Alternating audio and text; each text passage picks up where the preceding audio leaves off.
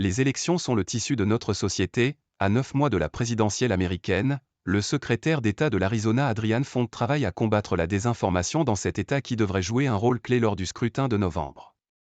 L'Arizona, Sud-Ouest, remporté de justesse en 2020 par le démocrate Joe Biden, est la cible de toutes sortes de fausses accusations de fraude électorale, amplifiées par l'ancien président Donald Trump et ses alliés républicains, qui continuent d'assurer que la dernière présidentielle leur a été volée.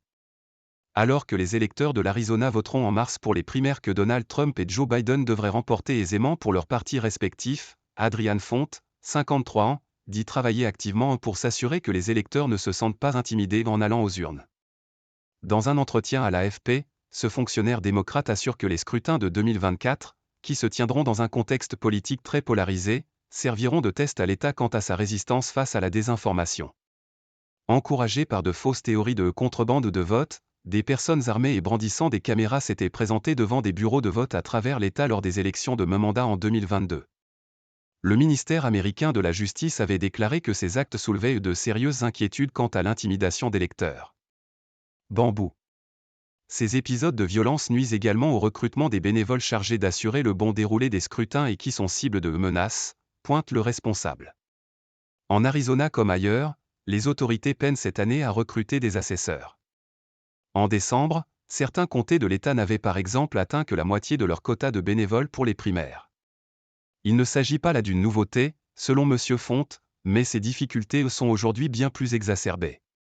La victoire de Joe Biden dans cet État en 2020, seulement la deuxième d'un candidat démocrate en 70 ans et sa faible marge d'écart, environ 11 000 voix, ont alimenté les théories du complot les plus folles sur le déroulement de l'élection.